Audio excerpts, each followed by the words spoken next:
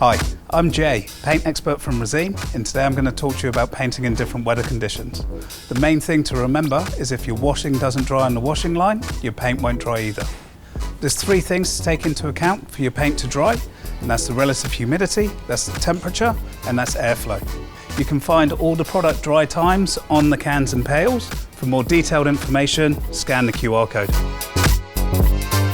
When it's hotter, the dry time will drop. When it's cooler, the dry time will extend. If it drops below 10 degrees, you shouldn't be painting at all.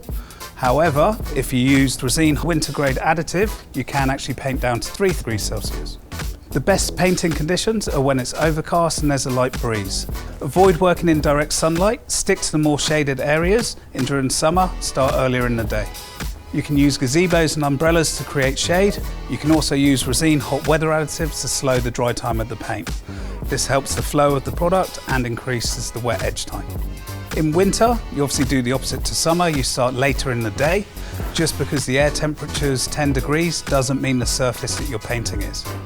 You also need to finish earlier in the day because once you finish painting, the product needs time to dry before the temperature drops. The last thing you want to do is come back the next morning and find the product's run off the building because it hasn't dried properly. If it looks like there's rain on the way and you need to get the job done, you can always add Resene umbrella additive. It will help the paint dry quicker and potentially help it stay on the wall. If you've got any questions or you're not sure, pop into your local Resene colour shop or search for the Check the Weather guide on the Resene website.